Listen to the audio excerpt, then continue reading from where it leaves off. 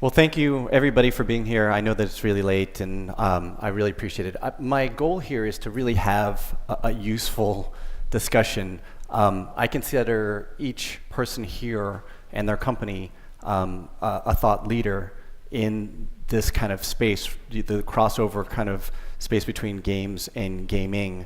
And I'm eager to hear their thoughts about the lessons learned as pioneers in this industry. So really quickly, I'm not sure if it's useful for everybody, but I'll just kind of recap where we are. In the United Kingdom, an online market is about, depending on who you talk to, between 3 and 5 billion. So it's a sizable market. And Melissa, please chime in here if I'm errant in any of this stuff. Italy is about a $1 billion market. That's probably the second largest European market. We just heard from the Netherlands yesterday that an online bill sort of got sidetracked. So it was supposed to open up this year. Now, I guess the controversy was that the person that was commenting said it may open up in 2016. So we'll see. In terms of the United States, frankly, the online progress has been slow. New Jersey's out there, Nevada's out there. A lot of these guys were at ICE last week, as was I. And I think in January, we're in February now. In January, there was a lot of optimism about California going online with poker. Based on what I heard, and please, Melissa, if you've heard otherwise, I heard there's no more optimism for that, or that optimism has faded. So, well, the tribal people are trying hard to get a bill through to tie with the tribal casinos. They are. But if you were a betting man, Bill, and I guess we all are because we're in gaming. I don't have as much money as a certain guy named Sheldon in Vegas to lobby against it. So. Exactly. So 10%. I think that's fair. Yeah. So that's pretty shrewd of you. Yeah. So it is what it is. The one thing, I don't want to be entirely negative about the United States. So I think that there is a market there, and one that I would like to point out is the land-based opportunity. And it's from our experience, there is an emerging land-based opportunity that is potentially larger than the online opportunity. To just throw some numbers out there for you, Las Vegas alone is a $6 billion industry in terms of gross gambling revenue. Singapore is approximately equal to that, and Macau is about 10% of the global gambling revenue at approximately 35 billion. So if you look at those numbers and you look at the land-based opportunity, there's quite a big land-based opportunity there. What would be interesting for the people in this room, perhaps, is that at least what we see in 2014 is a shift in attitudes from the land-based casinos. They really want to talk to games people. They want to find out what you guys are thinking. They want to kind of tap into that creativity.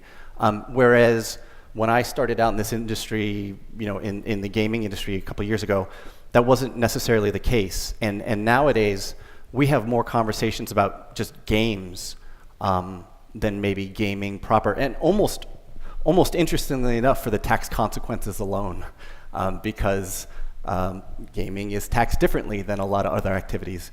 And casinos now understand that they need to be entertainment brands, and that entertainment brand may as well encompass casual games or other sort of gaming properties. So that's kind of my summary. I don't know if these guys agree or disagree with that. We can certainly talk about that. Before I ask everybody to introduce themselves, one thing that's worked for me in the past in panels is to ask up front if there are any questions out there that people want me to address while we're discussing things. Anybody? You're here. You're here, and I assume it's not for, because it's because you're interested. So. Bueller? No. All right. Well, I will try to get through a lot of the core issues. With that said, I'll ask each one of these guys to introduce themselves, starting with Bill. Hi, I'm William Volk. I'm the Chief Creative Officer of PlayScreen, which has a Real Money Casino iOS app in the UK App Store running on the Bettable platform. I'm a video game guy from way back when, former Activision, Veep, and started in the game industry with cassette tape, if you can imagine that. And we've been in the real money space for about 2 years now. We have a CTO who's actually a pioneer in online gaming from the 90s, so we have a deep background there, and that's why we're in it. So. Great. David? Yeah. David Selle from Cashbet and VP of Business Development there. Cashbet offers a turnkey mobile gaming platform that allows social mobile casino developers to take their products to the online real money space. And we've also licensed our software into the enterprise space as well. Hi, I'm Sansregret. I'm a general manager of 3O Gaming and COO of Freema Studio, is the largest video game developer in Canada with more than 300 employees. 3O Gaming is dedicated to create casual, social, real money gaming stuff.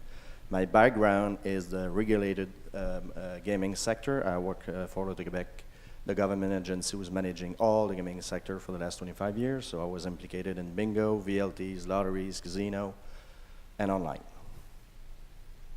Hi, my name is Sachdeva. I'm currently a product lead at Bettable, where I work on our platform tools and also support product development with our development partners. Previously to Bettable, I was a product manager at Zynga, where I worked on several network monetization initiatives. That's great. So, I'll just kind of open up the questioning by maybe just posing the question, why did you guys decide, maybe this is a perfect question for Bill and Rishi, what was attractive about the gaming space? I mean, came from Zynga, Bill's a longtime games veteran. What about it kind of captured your attention that you wanted to participate in it? For me, Bettable, we feel like there's a lot of room for growth in the online gambling market, and we feel like there is a segment of very creative game developers that don't have access to that market, and they can create really interesting and innovative game types. So for me, coming from Zynga and seeing the economics of the free-to-play business and how difficult that is and how competitive that is, I was attracted to Bettable because of the opportunity to help create new game types that can either expand the market or help drive monetization from the existing player base. Sure. We had done social casino games, mainly a social poker game, so we knew where that market was going, and fiercely competitive, and the CPIs were actually going higher than lifetime values. In our company, we had a CTO, Sherry Quano, who basically in the early 90s helped launch World Wide Web Casinos, which was one of the first online casino games, and had grown up in a family that owned card houses and casinos. So we had that deep background, and we figured, and the truth is what happened was I looked at some real money games that had just appeared on the iPhone, and the words out of my mouth to one of the Bettable people was, we can do better. And that's why Sure. we did it. Sure. Francois, I Yes, only know you in a gaming context. Yes, initially at Freema, we saw, I would say quickly, a market opportunity there. And me, as I'm coming from the regulated gaming, you maybe know that the numbers in the lottery business are going down very fast. Government are looking for more and more revenues. Young people don't play at those random games. They are looking for different initiative. A group of Canadian lotteries came to Freema and asked us to create a big prototype just to see how can we just integrate lotteries into video games. Yeah, that's really forward-thinking. And our goal is not to integrate video games into gambling. We want to gamblify video games. That's the difference. I got to ask you a question because I traipsed all over Europe talking to lottery organizations, and what I heard was, over the grapevine, is that some major lottery initiative, the Monopoly game, did very poorly, Yes. and that lotteries are now not really interested in doing a mobile, let's say, lottery game. Okay. First of all, Monopoly was a big fail. Why? Because they didn't create a real social game. They take a lotto game, they use a big brand like Monopoly, and they sell the game over the mobile. That's not the way. Like I said, the lottery products are going down because they are not interesting a young player. It's not because you're putting this kind of game on a mobile that's going to be interesting now. You Sure. have to change the game. Good to know. Sure, and I'll give David a chance first. I'll be honest, I got into this because of business trips to Monaco, Las Vegas. But really, I have to agree with everybody. We saw an opportunity to really innovate and to create new types of gaming experiences. Obviously, today's slot player is not going to be the same kind of player that's coming up from the millennial generations. And so I think some of the people that you've seen here at this show and in this room are going to be inventing those types of games that are going to engage and delight those types of customers in the real money space in the future. Yeah, I mean, just to echo everybody's comments, I mean, I just saw the opportunity as well. I mean, I was one of in my previous life in games, I was one of the first people to cross over into free-to-play and item-based gaming or games, and I just saw so much opportunity here. And to Francois, your point, I made a lot of friends at ICE because I said, I don't know what's inherently social about adding virtual currency to a slot machine. And apparently that went over like a lead balloon. So, but maybe let's segue that and say, where can the current products improve in terms of social aspects? It's not like the current gaming community or gambling community doesn't want to figure this out. It's been my experience that they just don't have the context because a lot of these guys that are in the gaming and gambling industry aren't inherently social or they aren't on Facebook or they don't use these tools, so they lack a common kind of even vocabulary to discuss them.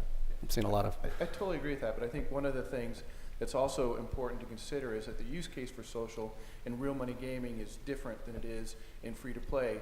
For example, you don't want to share with everybody on Facebook that you've just won 10,000 pounds. You might have an ex-wife. Who knows?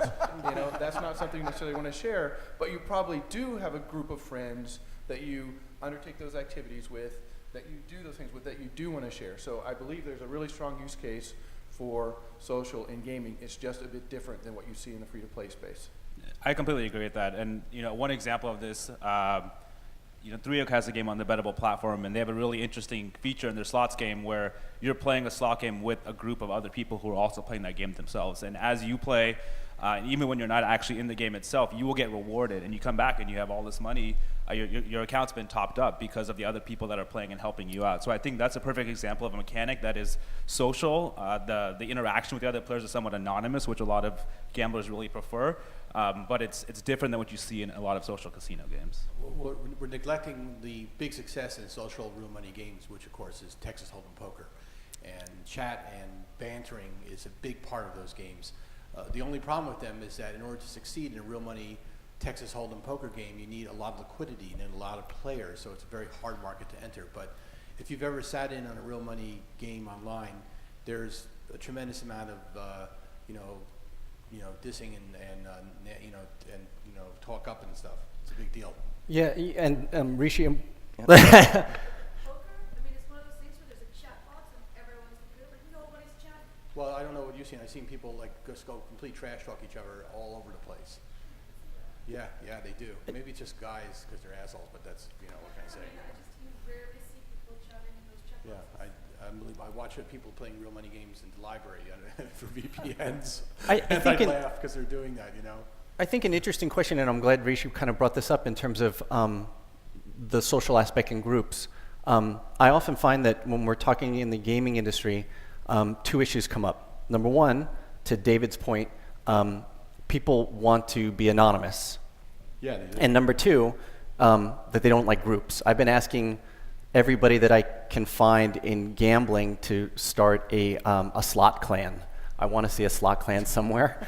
But everybody tells me it will never work. But we know that like in WoW, everybody is anonymous. I don't know who I'm clanmates with. So I fail to see why casino people are different. We're all people, and I think we're all social. Because I would say that, if I bring the land-based experience, you have some wall of fame in casino where people are showing their photos as a winner. Sure. For me, integrating social in gambling games is more to allow the players to share the fun, not just the winnings. Gambling games is for a lot of people a lonely game. You're playing alone. you don't have fun. Social games, that's going to be the most important advantage to bring into the gambling industry. The people don't have walk into a casino and people, they're using a lot of people having fun. You have to bring social. You know, Yep. they have introduced a couple of years ago the community gaming.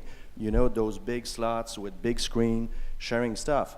But it's still a standard slot machine. But so let me ask you then, why is it that online the rules seem to change? I mean, it's almost stereotypical to say in a casino you have a big roller, right, and an audience, and he's throwing down a lot of money. He's winning. People are excited about him winning or losing. And the game people out there know that a lot of IEP is driven by status. A lot of engagement is driven by status. So what about why do the rules change when you get to online gaming versus land-based gaming?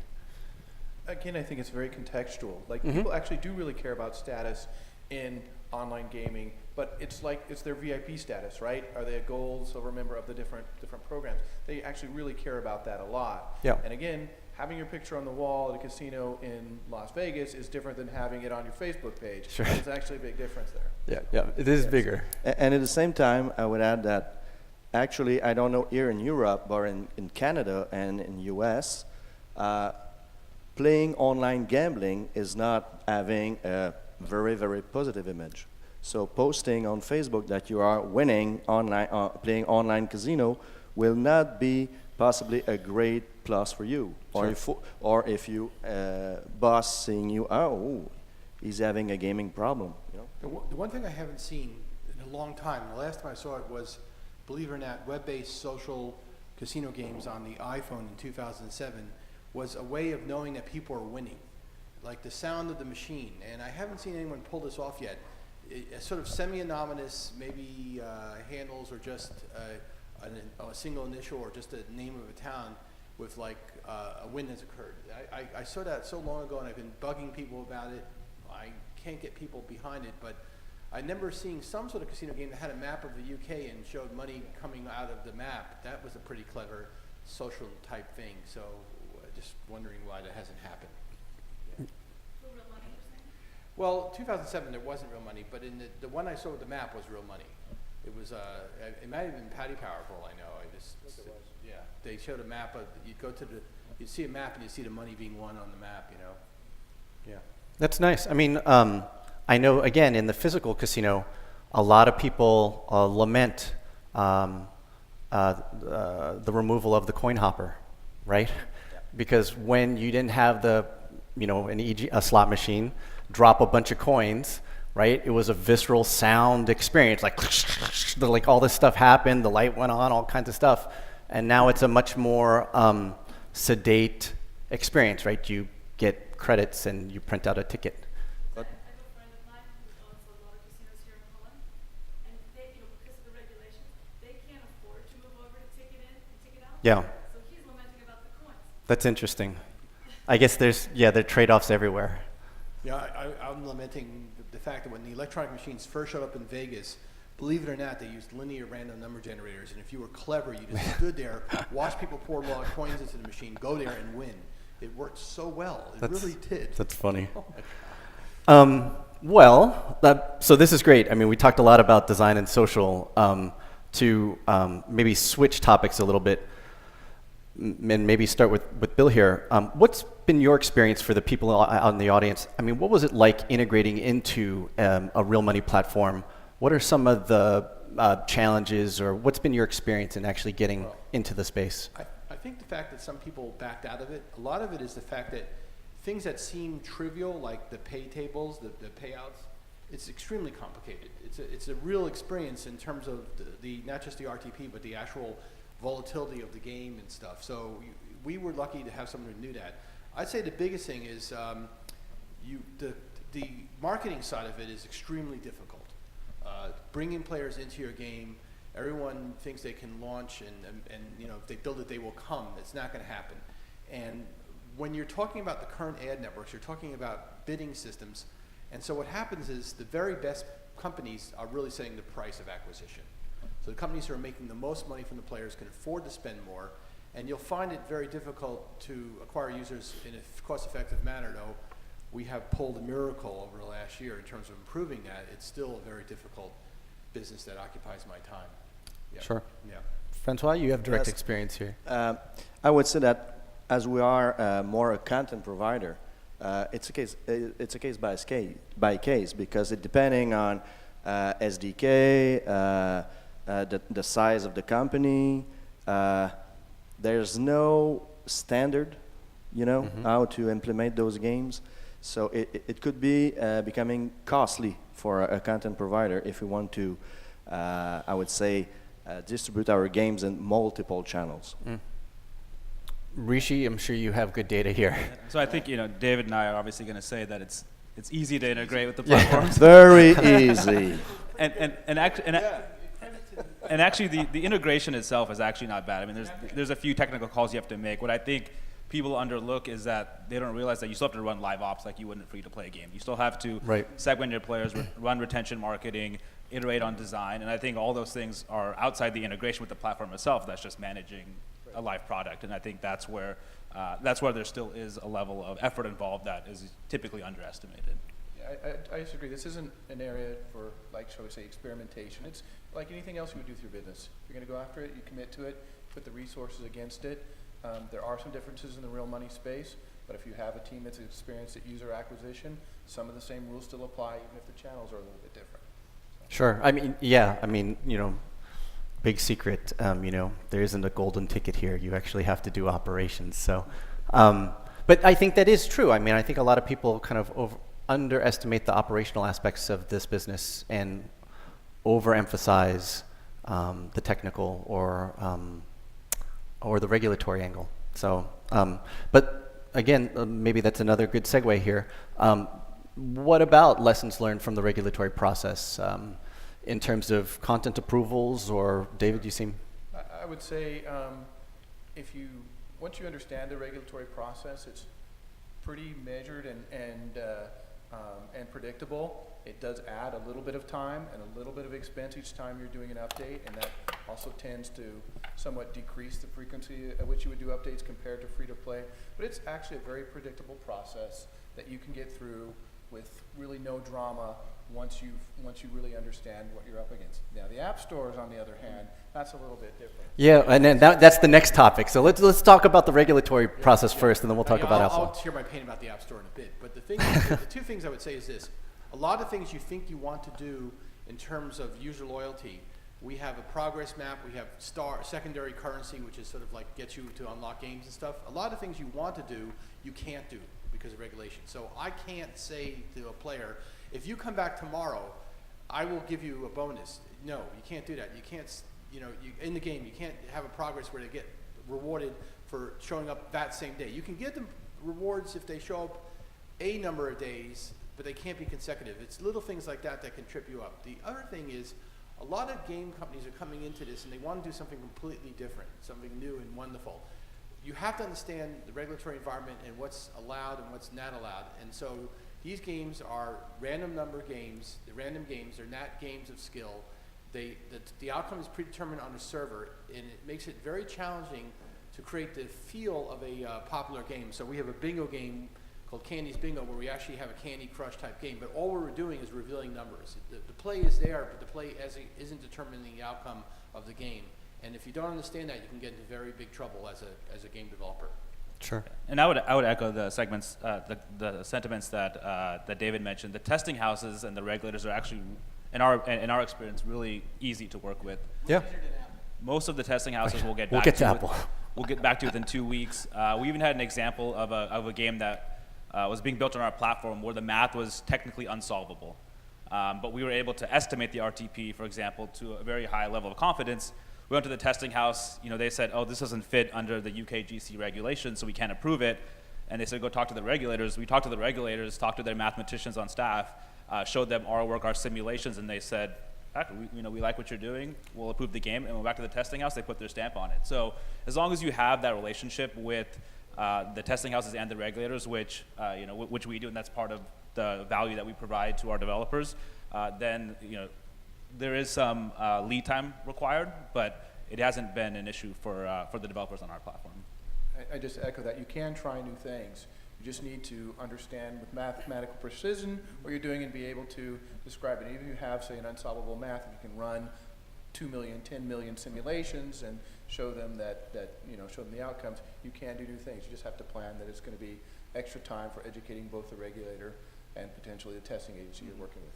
Yeah, I have to echo all the. Oh, sorry, Francois, go ahead. And if you want to move your social games into land-based casino industry, that's going to be tougher and longer, because you will have to go by the process of GLI and all that stuff. You can't, if you launch a game, you have to be sure that you have all the features that you want, because if you want to add an additional feature, think about months. Yeah. And it's very costly. But and your QA cost will probably increase a little bit more. Yeah, I mean, and I'd like to echo a lot of the sentiments here. I mean, we found that the regulatory process was a lot better than we anticipated.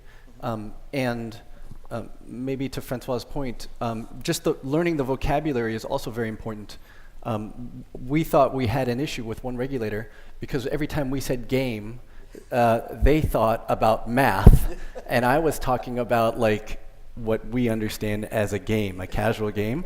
And I said, well, yes, we're going to do a content update to the game. And they're like, well, you have to resubmit your application. Yeah. I said, well, no, the math actually isn't going to change. Well, then you're totally fine. It helps to have someone on staff who has an advanced degree in mathematics also. That does help. Can I ask a question? Because I've had a totally different experience with regulators. Wow. And I think we need to qualify here. What regulator? Oh, UK. Okay. That's different. No. It's different. Nevada, right? So Nevada Gaming Control Board, New Jersey, right? DGE. Great to work with, but it's difficult. It's expensive. It's not like tweaking a platform. Well, right. So I wouldn't say like, indie developer, go out and call up the DGE and, say like, yay, we have a really cool game and we'd love to tell you all about it. I mean, that's the reason why, some of these guys out here exist and we exist, right? The good news is that the regulators are allowing far more creativity in these games than, honestly, I would have guessed a few years ago, right? I definitely agree with that. It's just that, when I hear things like, Italy's going to cost me $1 to $2 million to enter the market once you've done reconfiguring your system so that AMS can then approve every single component of the game. Yeah, it's wonderful. And then you go down and then you go move into Spain where people are handing back their licenses because it's so expensive to operate there.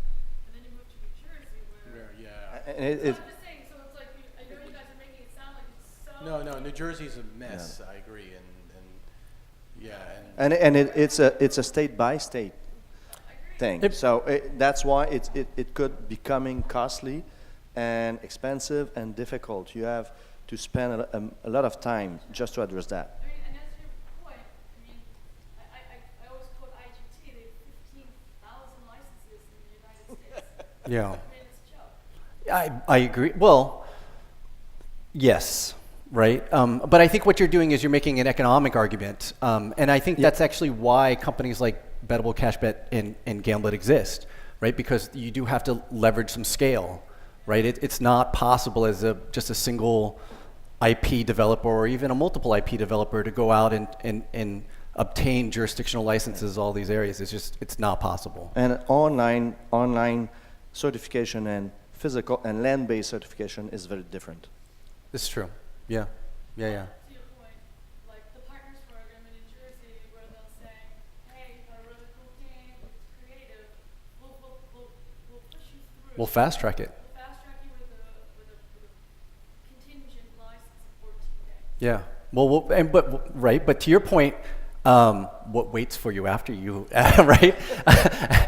They'll fast track you. You get a fast path to what, right? I just got my license this week as an ancillary a year. Yeah. So, I think we might have trampled over maybe David's comments or Francois. No. All right. So we maybe we determined that the regulators it's a better story than we anticipated, but everybody seems to have an issue with Apple. Or say that Apple I would was say maybe... and Apple seems to don't see the things the same way, depending on which app store you're submitting your app. This is something State, bizarre. What country? Yeah, I will say this about Apple. The regulations that Apple has for apps are subjective in that they're not objective, they're subjective. I had not a casino app, an app that met every single requirement that was rejected by Apple and Google, mind you. Big project, and because they can basically decide arbitrarily they just don't like it. And you have to face that fact. It's not, you're dealing with people, and no matter what the standards say and the rules say, they can just reject you because that person decided that day they didn't like your thing. Just be aware of that. It's a big risk. Yeah, we found that the Apple approval process for real money games takes around 2 weeks, which is about a little bit more than double what a free-to-play game takes, but it's been rather reliable. What's been tricky is that it seems like every time an app is submitted, there's a different person on the other side checking the app, and they don't fully understand the license structure. And so, for example, on the Bettable platform, Bettable is a license holder, and we have a set of developers who are leveraging our license, right? And that relationship isn't always clear, and so apps will get rejected, and I'll just submit the same paperwork, and then it takes some more time for them to approve it. In general, they have approved it. They've even admitted publicly that they messed up recently with the new tax laws, and so I think it's on them to just figure out their operations and streamline their real money approval process, and I think that'll happen eventually. I agree exactly. We had apps that were approved, finally submitted an update after the November 15th change in the tax law, and they rejected the updates.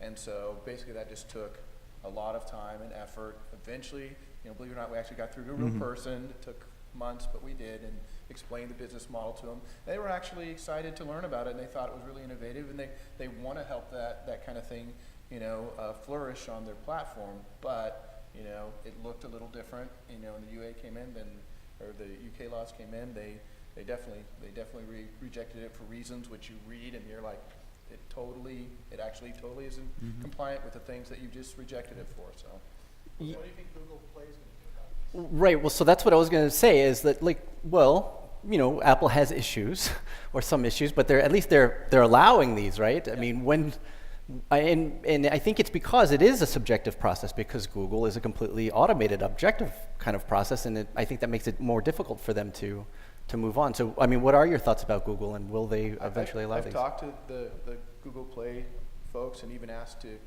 speak to some people on the policy board, and the feedback that I get is they're not going to consider real money gaming anytime soon. And that's what I get too.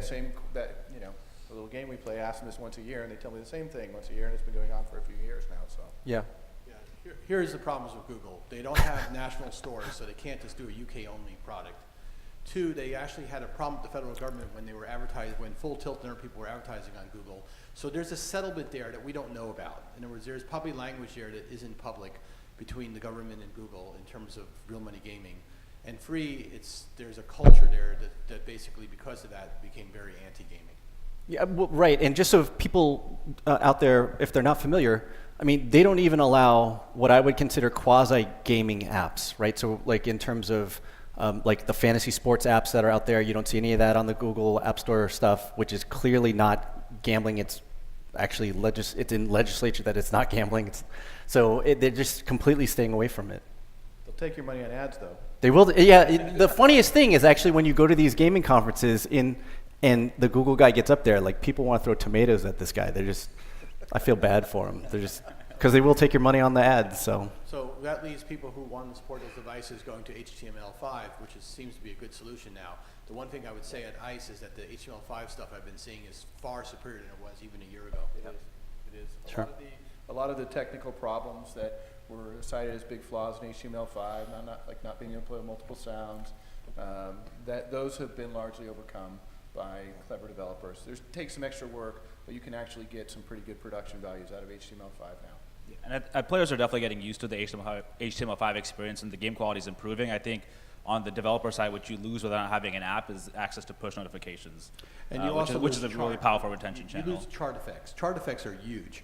What I mean is you can't just push a lot of copies out of the app, rise in the charts, and get a lot of organics, because there is no chart. That's a big deal. Well, I mean, do you get chart effects for real money? Yeah, sure. Yeah, You can do, I mean, what you also can do is you can wrap HTML5 games in essentially an app, in a lobby that is an app. And so you can, you know, obviously that's not something That for doesn't help Google with Play. Google, Yeah, it doesn't help with Google, but it's something to do. So, well, right. So, I mean, look, again, it's been our experience the same thing. I mean, we've talked to so many people at Apple, and we've had so many people say, I'm the right person. And then you talk to the next person, and they say, I have no idea why that guy said that.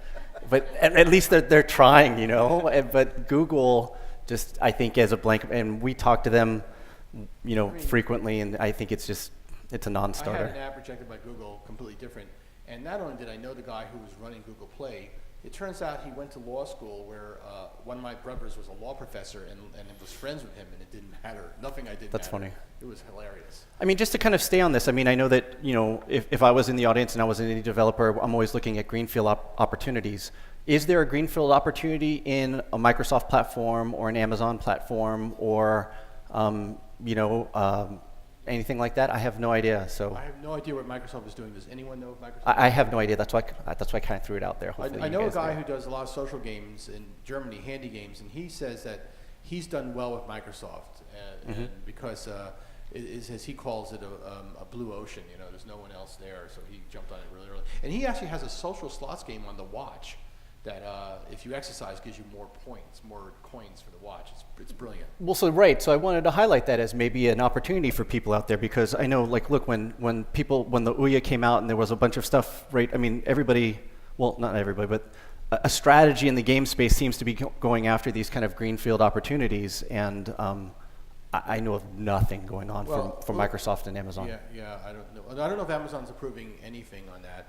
I guess, has anyone tried to launch real money with GetJar? Yeah, I don't no. know. Interesting. Okay, well, take that for what it is. None of us are doing it, so. Well, I guess maybe then let's talk about what you guys see in the industry for the next 12 to 18 months, right? Or I think that's the appropriate time frame because in terms of development cycles, if somebody in the audience wanted to get into this, what would be some of your advice, and then what do you see in the future, right? Because given their development cycles, even if they said, hey, look, I'm interested today, it's going to take them a little while to get product out to market. And what do you think that market is going to be like when they get there? I would say that first, the market will open more than ever. If you talk to lotteries, like I said before, we are talking to a lot of lotteries. They are secretly, desperately innovative stuff. And casinos, I agree with you, the land-based casino are open. We were at the ice, and it's more, the willingness to put some innovative stuff on the floor are more bigger in land-based casino. I would say that the right strategy would be create an online games, test it, and put the game on the floor after, because it's going to be costly, longer to test your game on the floor. So, but people are, there's so challenges in the lottery business in US and in Canada, and we are talking about big numbers in lottery. So if we can introduce this market and they are willing to, that's the opportunity, I think. Sure. I just counted out lotteries in the US. One of the problems there is the retailers, right? They want to have, they want people, they see it as an opportunity to get foot traffic into their store, so they've really resisted the lotteries doing digital products of any kind. It's been a real problem. Yeah. So This is a problem, but we address this kind of problem in Canada when we join the retailer network with the sales of online tickets. You can give some kind of discount or money to the retailers to get them, to bring them with your strategy, because yes, this is driving traffic to the retailers, so you have to treat them as a partner. Yeah, okay. you go first. So it's real time. It's the foot traffic. It's not just participating in the revenue from online. It's about getting boots in their store. So I've had meetings with the Austrian lottery, the Belgian lottery, the Holland lottery, and a couple others as well in Europe. And the thing there is, there's two things going on that are difficult, make it difficult. One, the usual suspects. When you talk to these people, they're already in conversations with the usual lottery providers. And those guys are saying to them, don't worry, we have this covered. And they have nothing. They have crap. I would echo that. I mean, if you see these games, But, if we're you know, game developers, I it's literally pedaled bicycles all over Europe meeting with these people. This is no lie. That's what I did last year. I was going up the hills in Brussels and all that. And it's always next year. It's always a year away. The only people I've seen who really are innovative in the European lottery online stuff are the Finns. They have some amazing freaking games, like arcade games that are actually lottery games. Really innovative stuff. But once again, it's all tied up with that. And I think the close is extremely hard. When I first did this, I was asked by corporate, when Bill, when are you going to close the lottery? I go, 2 years, a year, you know? I mean, it's really crazy. So, I don't know how to deal with it when you pedal that way. I worked in the Delaware Lottery during the whole RFP process, and I had huge fights with them. Like, there was 20 pages of liquidated damages. I'm like, an insane person would want to get in bed with you guys. I mean, you one day and you're out of business. yeah. But that's a really good point. If you're going to do a real money game, as our female CTO says, you need to put your big boy pants on, because some days are going to be really surprising.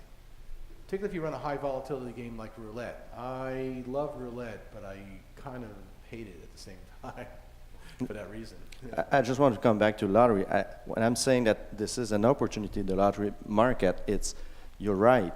They're having stuff, like they don't know how to make games online, because they're taking some people from the lottery regular stuff, tempting to create new stuff. That's why this is an opportunity for us to bring content, social content, interactive content. I can't agree with. I've actually had the experience of dealing with people like lottery people in the past. And that was when I was working for an educational software company that was selling stuff to the schools. Those people in those organizations, their whole job is not to get fired. They are absolutely the opposite of risk-taking. That's true. If you look up risk-taking in the dictionary, they're not there. They're on the opposite of risk-taking. And therefore, the sale is very hard, because all they're trying to do is not make a mistake, as opposed to making something that will work. Rishi seemed like you want to dive in So here. to bring the discussion back to online casino, there's two trends that I think are really interesting. One is, in the last few years, we've had, Facebook has given us the ability to do really sophisticated targeting. So targeting niche segments of players that are, middle-aged females who like cats, for example. I'm just making this up. And as the cost of producing real money games reduces because of these different platforms that are available in the market, what you're going to be able to start doing is finding pockets of players and creating content just for them. And those are pockets of players that maybe the large operators aren't going after because they don't have the user acquisition sophistication, or it's just not on the radar because the revenue opportunity is at multi-billions of dollars. And so, I think we're going to start seeing a trend, and we're already starting to see a lot of UK operators like rebranding and reskinning their operations, and then just like launching a new slots-only site that features Fox characters, and that appeals to some segment, and they're getting affiliates to send traffic to that segment. So I think if you become really sophisticated about your audience segmentation and targeting the right sets of players and building the content for that, even if it's a reskin, I think there's an opportunity to make money. And that's how I would recommend a lot of the smaller developers to go after that, because you don't have the luxury of mass TV advertising, mass brand advertising. Yeah, Rishi knows this, but we did a couple-month analysis of every bet made by every person, had everyone by gender and age demographic, and it was the most fascinating thing to see what ages and demographic, age and gender differentiations in different groups and segments. And because of that, we were able to really lower the cost of acquisition tremendously. The hard problem is that even though we can get the cost of acquisition down, scaling it up is extraordinarily difficult, because you run into the magical Facebook step function, which is if you want to double the amount of players you're bringing a day, your costs for doing so don't double. They can triple, quadruple, quintuple, whatever. Sure. So it's very complicated. And just provide one last example, like on our platform, we have a single player bingo game. So most of the UK market is multiplayer bingo, but there are a segment of players that want to play single player bingo.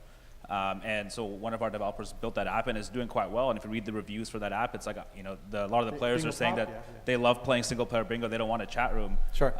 So that's a product, that's an example of a product that may not be on the radar of the large bingo operators, but maybe on the radar of a smaller developer. We did scratch cards, and everyone said, why are you doing scratch cards? And we were totally surprised. It actually is a big contributor to revenue, is just do stupid scratch cards in the actual casino game. Just to let David chime in here, I mean, what do you see in the marketplace coming up? What would be your advice to people in the audience? I'd say the same thing. Do your homework. Facebook's a great place to get traffic. Having there was a talk earlier about a multi-brand strategy or multi-app strategy. I think that's a great way to get around the Facebook step function. And I'd say from our network effect, we're seeing actually that happen to a certain degree. So yeah, I think those are all good concepts. So I guess we're out of our scheduled time. I mean, but we're happy to take questions if anybody wants. I mean, I would say, yeah, and I would say, again, for the people out there, because we talked about some of the lotteries and some of the stuff out there, in terms of creativity, my observation is the bar is incredibly low in terms of what's out there and where we can go. So I would encourage anybody out in the audience to really think about this space, because I know that there's so much creativity that can be put into these games that isn't being utilized today. So, but we had a question in the back.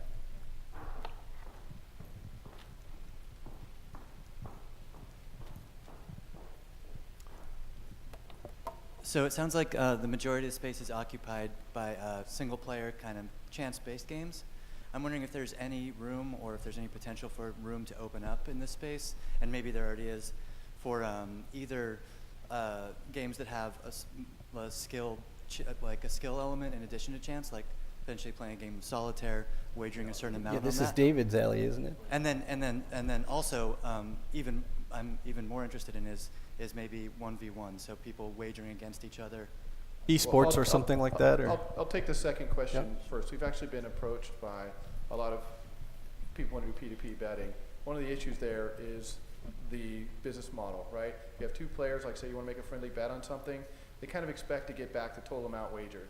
So, you're taking a big on that, it's just difficult, and to do so you need really, huge scale.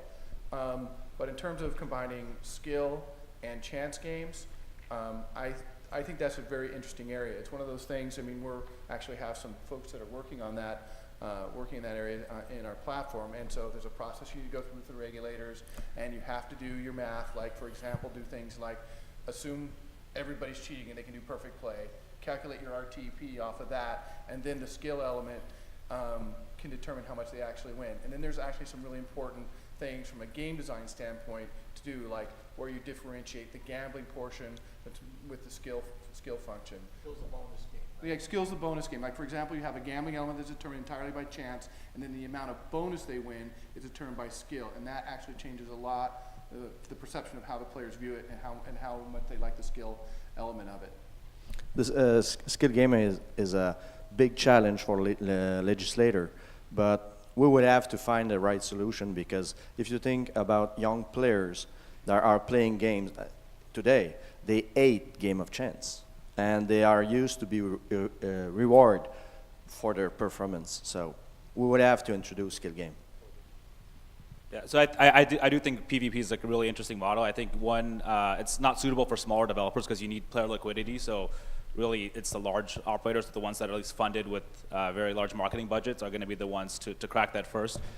There's also a problem, and this I don't think has been solved perfectly yet. And even FanDuel and DraftKings have the same problem, which is matchmaking. Yeah. A lot of players come on the site and then get their ass kicked, and then they don't come back because they don't feel like it's winnable. And you see all these pros who are using very sophisticated mathematics to beat the average player. And they beat them because they'll play over a weekend. They'll play like 1,000 games against 1,000 different people. Like this. Yeah. And so that's a problem that I think is known by the industry. It's been covered up because DraftKings and FanDuel, they're spending so much money on marketing that their user numbers are going up, but no one really knows what their user churn is, right? And I think that matchmaking problem is going to exist in any kind of PvP game, especially if it's skill based. And the other thing I would say though is, if you asked me 5 years ago where esports would be now, I thought it'd be way bigger. I thought for sure, particularly in the United States, skill-based gaming was going to just take off like a storm, and that's actually the original business plan. And we had 2 games we were doing as skill-based games, but it hasn't, and I don't know why. I don't know why there isn't. it needs gambling. I mean, look, the NBA is basically campaigning for. I'm talking about like skill-based electronic games where you win money by beating someone else at the skill. Oh, That's what I'm talking about. I was talking about actually being able to wager on your favorite professional gamer. Yeah, that's a different thing. I was talking about actually competitions, tournaments, and stuff. We had a plan to do tournament-based games where, you know, and we had a whole system for dealing with skill levels and stuff, so there'd be games you could enter if you sucked and you could still win money because the really good players were sort of not, they had better places to go and all that. And the whole plan, and then we just realized that the legal part of it is difficult enough. Yep. And then what happened was there's no example of it working. That's the problem. You know, it's like. Well, that's why I think there needs to be a league. In Tarishi's comment, that's why, I mean, because I agree on the DraftKings, FanDuel's, you have sharks and fish, and the sharks just eat the fish, right? You're one or the other. But I think in professional esports leagues, because it is a league, you have talent that can compete with each other. And then I think an interesting take is to actually let people, you know, play a secondary game on top of that. Yeah, I mean, clearly, like, there is a precedent, like, Hold'em poker worked, right? Yeah. And that's a perfect game of skill where the sharks will win the long term, but every amateur feels like they can win because they could get lucky. Then part of the game is chance that the right cards come out. So, you know, clearly there's a model has worked in the past, and I think there will be another one that will be successful. I've lost many hands with pocket aces, though. Some of the larger poker networks, what they've done is they've instituted an ecosystem mechanism where during the higher peak times, they will prevent the sharks from being able to so if there's like a 10-point ranking system, they're not allowed to go down to 1 to 3, and then occasionally as the network, you know, widens or shrinks by the daytime, we'll determine exactly how much they're allowed to go and eat. Everyone says they can do it. I think only a couple really can do it, but to try to protect the ecosystem of the network, which is critical. Which they need to do, because if you talk to most poker pros, like, the advice that they'll give you if you want to win is table selection. Like, if you go to tables, all the sharks, just get up and pick another table, because go find the fish. Like, if you really want to just make money, just go find the fish. I know people who play Vegas slots poker in Vegas for a living. That's how they make their money. They play at 2:30 in the morning at really bad casinos where there's a bunch of drunks and they just take them every evening. PSA, don't be that guy. So. Any other questions? Hi there. So there's a lot of data in the social casino space on ARPDAU and customer lifetime value. Does anyone on the panel want to share data like that for the RMG space? I'll just share that I can, in a limited way, bring gamblers in. People actually start wagering at less than $15. It's an achievement I'm very proud of. And the players tend to be worth not as much as you hear, and maybe because maybe our games aren't as great as Paddy Power, but I think getting to $100 lifetime value is a doable thing. I think it's pretty easy to get players at that value. So maybe the numbers are a little inflated out there, but I will say that, you know, if you're willing to live with a small acquisition campaign, you can be very effective with Facebook if you know what you're doing. Yeah. For high value players, the industry benchmark is on $300 for a new depositor. We've seen arbitrage opportunities on Facebook just because most of the traditional operators aren't as sophisticated, so we've been able to get like really high quality players at $150 on Facebook. And then, like Bill mentioned, if you really want to, if you have an app, like a single use app, and that's well targeted, and you want to just bottom feed on the market, which run campaigns where you have low bids and you just hope that Facebook picks up your inventory, I mean, you can acquire like a low level of depositors for, you know, around $30 per depositor. But you can, once you scale that, then you start competing in the tougher part of the market. That's why that talk today about the guy who had the multiple casino apps was like, I'm coming back to the office and I'm telling him that's what they have to do, because it was a brilliant talk. Yeah. All right. Well, thank you. I mean, I thought this was really useful. I mean, look, these guys know what they're doing. So hopefully if you have more questions, come on up and talk to us one-on-one.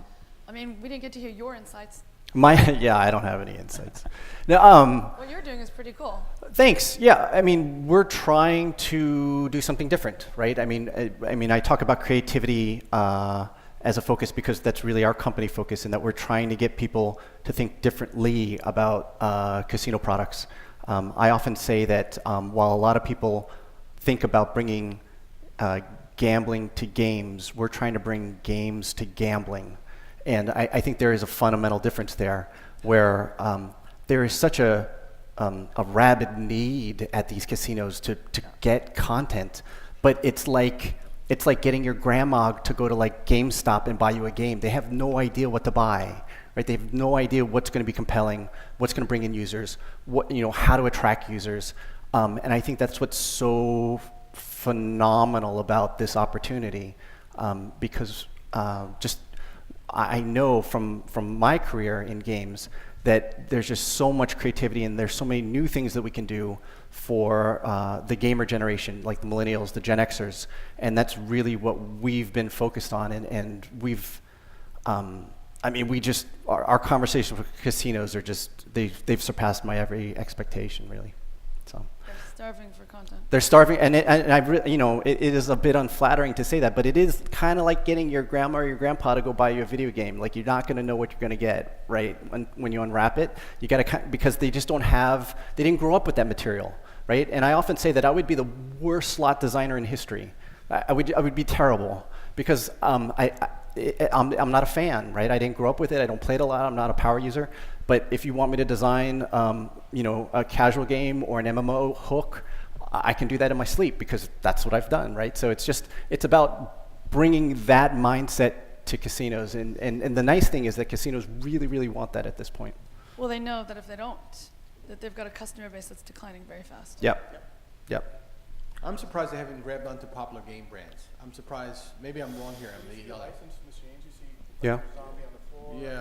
Yeah, but much more. I mean, yeah. They're expensive. Well, and look, I'm sorry we're keeping you, but this is really interesting, right? So I actually think one of the questions that I think is really interesting, and maybe if you guys want to comment, I'm waiting for the day, kind of to Bill's point, where we see a major game brand on the casino floor directly. Like, not through a traditional equipment manufacturer, but they just do a direct deal to be right on the casino floor and not in a gambling, for not real money. There is one video game company out there whose CEO is very good friends with Steve Wynn, and you know what company that is, so that could happen. Yeah. So you think it may happen? Well, I'll just say my thing. Bobby Kotick is extremely good friends with Steve Wynn. That's why Bobby has Activision. Yep. His dad was my dentist.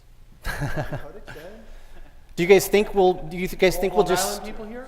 I think, like, imagine Candy Crush slot machine. That would just kill it. And if you actually had, you could do a simple version with a bonus game based on a gameplay. I mean, that would be, that blew the doors out. So. Yeah. Yeah, but the challenge will be the profitability, because they're used to, casino manager are used to have players playing like this. Right. Yeah. You have to find the right way to generate content. People spend most of the time in our bingo games and it's least money. That's the truth. 75, 25 both ways. 75% of the time, 25% of the money in the bingo games. We actually know that for a fact. And they love those bingo games with the candy thing or the football thing, soccer. They love that, but you don't make a lot of money from that, but it is a retention tool. So here's the sales pitch, all right, for everybody that's out there, right? Because Francois and I have talked about this before, because he's right. These games will not make what's called handle in the industry, right? It's not going to generate the same amount of bets per hour or minute or whatever metric, right?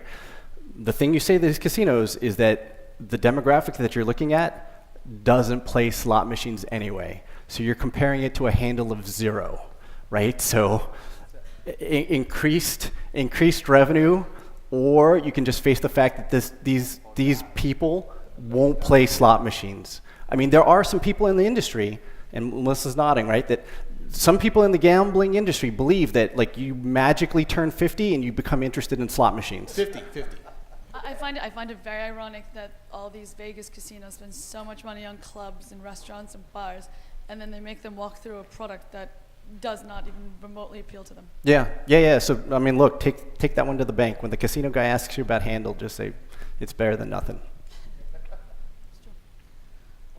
I don't think we want to stand between the audience and the drinks. Yeah, go get some drinks. I need a drink. Thank you so much. These guys are great. Thank you.